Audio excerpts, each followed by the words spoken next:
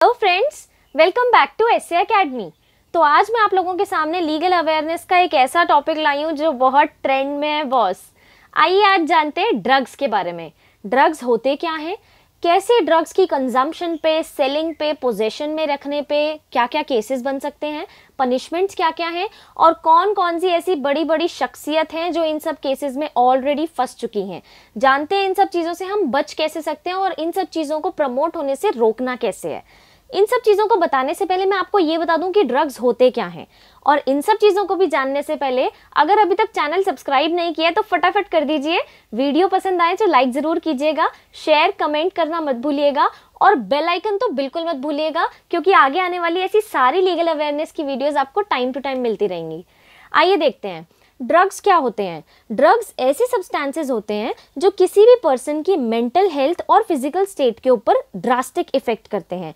किसी भी इंसान का ब्रेन कैसे वर्क करेगा, वो इंसान कैसा फील करेगा, वो कैसा बिहेव करेगा, उसकी अंडरस्टैंडिंग कैसे होगी, उसकी सेंसेस कैसे वर्क करेंगी, इन सब चीज़ों के ऊपर ड्रग्स अपना कंट्रोल जमा लेते हैं।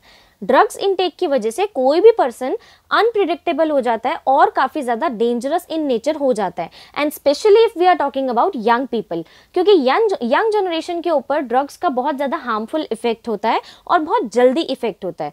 नॉर्मल लाइफ में हम बहुत सारे ड्रग्स के नाम सुनते हैं, जैसे alcohol, cocaine, LSD, paint thinner, nail paint remover, marijuana, hash, heroin. But ये सभी ड्रग्स जो हैं ये अलग अलग कैटेगरीज में डिवाइडेड होते हैं। जैसे कुछ डिप्रेसेंट्स होते हैं, कुछ स्टिम्युलेंट्स होते हैं, कुछ इनहेलेंट्स होते हैं। तो ये सब अलग अलग कैटेगरीज में और साइंटिफिक नेम्स के हिसाब से बटे हुए हैं। But you know what, drugs हमेशा ड्रग्स का इंटेक करना इलीगल नहीं है। ड्रग्स को दो कैटेगरीज में लॉजिकली डिवाइड किया गया है, इलीगल एंड लीगल। हम लोग भी ड्रग्स लेते हैं, but the drugs in sense of medicine, जो मेडिसिन होती हैं, जो अप्रूव्ड होती हैं, जो पर्टिकुलर अमाउंट में किसी भी पर्सन के ऊपर कुछ स्पेशल पर्पस के लिए इफेक्ट करती हैं, उन ड्रग्स को एज अ मेडिसिन यूज किया जाता है।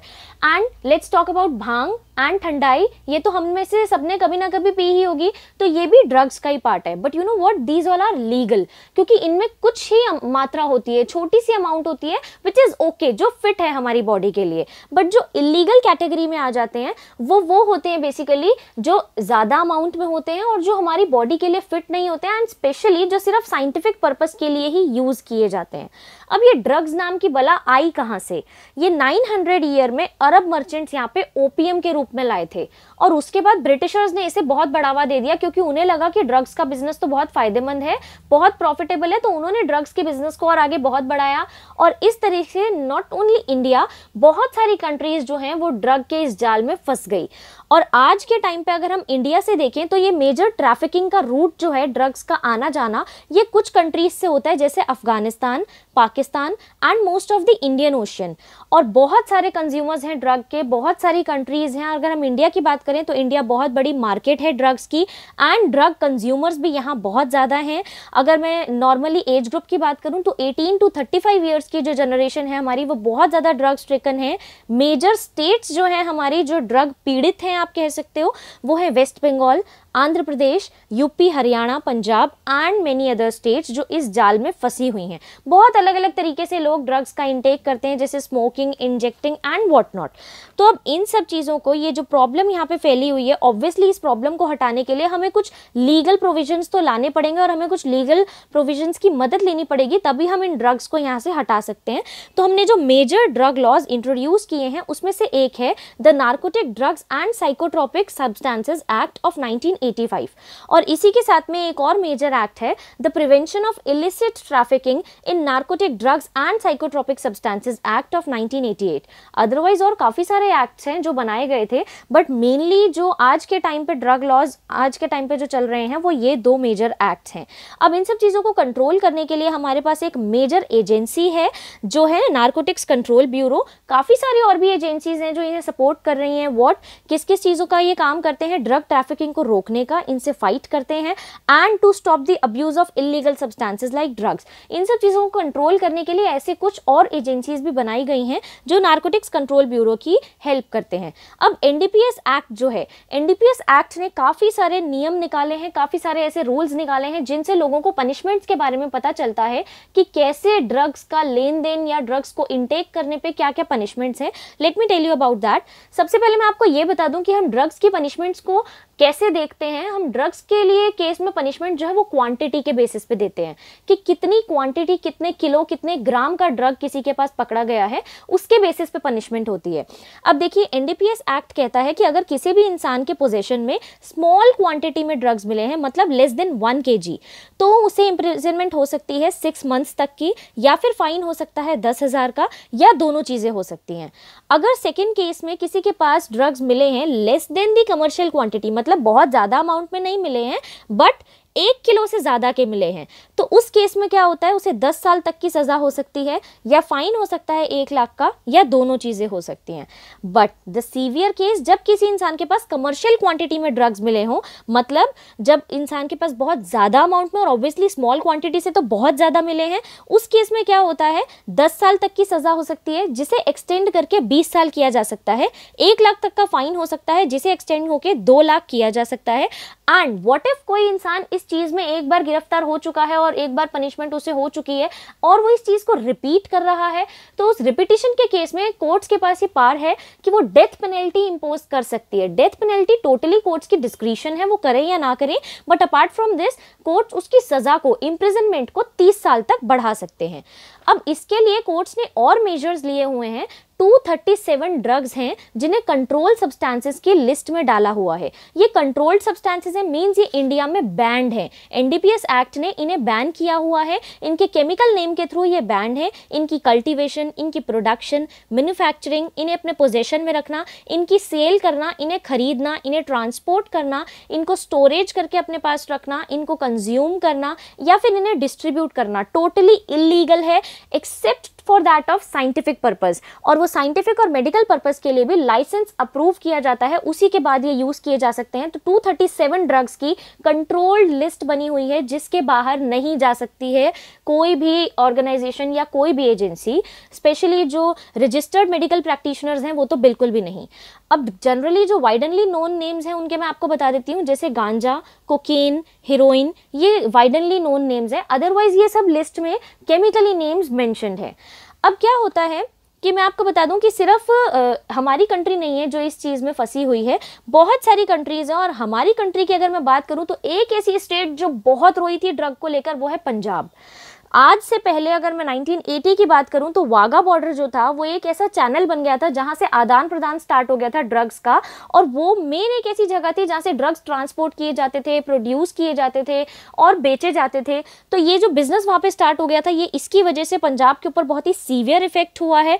अमृतसर एक हब बन गया था हीरोइन का, और इसी के ऊपर एक पिक्चर भी बनी थी उड़ता पंजाब, जिसमें ये दिखाने की कोशिश करी थी कि पंजाब किस तरीके से ड्रग्स स्ट्रिकन प्लेस बन गई है, जहां पे बहुत यूथ, बहुत घर के बच्चे जो हैं ड्रग्स इनटेक की वजह से जवानी में एक उनको डेथ फेस करनी पड़ी और उनकी फैमिली को बहुत ही सीवियर सिचुएशन फेस करनी पड़ी। And apart from Punjab, Goa एक ऐसी जगह है जो एक हब है ड्रग्स का। आफ्टर पंजाब बहुत बड़ा हब है, वहां पे हर तरीके के ड्रग्स की सेलिंग, परचेजिंग, एक ड्रग्स माफिया आप कह सकते हो, वो गैंग गोवा में एग्जिस्ट करती है।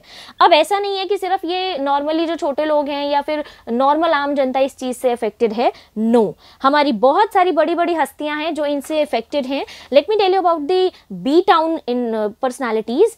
फरदीन खान, फिरोज खान के बेटे हैं ये, इन्हें अरेस्ट किया गया था with cocaine by Mumbai police on 5 May 2001।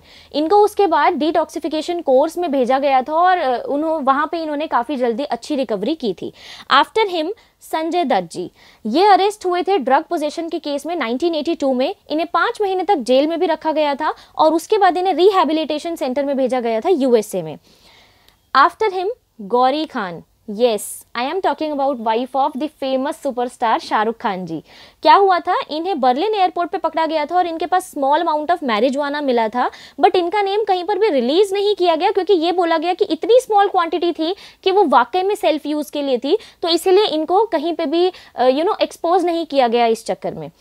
After her विजय राज, बहुत ही कॉमेडी इंडस्ट्री में बहुत बड़ा नाम है इनका। इन्हें अबू धाबी पुलिस ने अरेस्ट किया था इन 2005 फॉर पोजेशन ऑफ ड्रग्स। एक हफ्ते के लिए ये वहाँ जेल में रहे थे, बट टिल द एंड ये यही अलीज कर रहे थे कि मेरे पास ऐसा कुछ नहीं था, मैं पोजीशन में नहीं था, ना मैं कोई गलत चीज़ कर रहा था, बट स्टिल वहाँ पे इन्हें एक हफ्ते के लिए अबू धाबी में अरेस्टेड रहना पड़ा था। बहुत सारे और भी हमारे फिल्म इंडस्ट्री के एक्टर्स हैं जिनसे रिलेटेड ड्रग्स के बहुत सारे र्यूमर्स हैं। Let me tell you some names. Manisha Koirala, Parveen Babi, Kangana Ranaut, Ranbir Kapoor, Sussanne Khan, Honey Singh and many more, जिनका कहना ये है कि हम लोग जो थे ड्रग एडिक्ट हो चुके हैं, हम लोगों के कैरियर्स, हम लोगों की लाइफ के ऊपर बहुत ज़्यादा इफेक्ट हुआ है ड्रग्स का।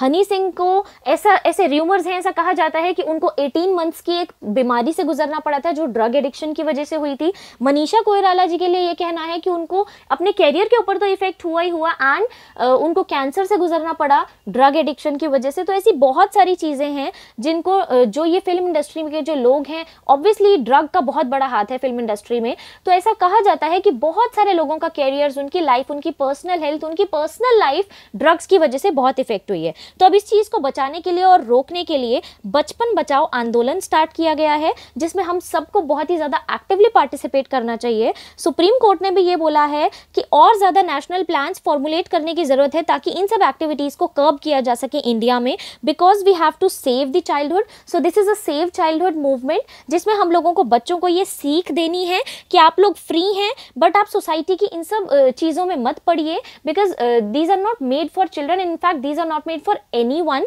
प्रोहिबिटेड हैं।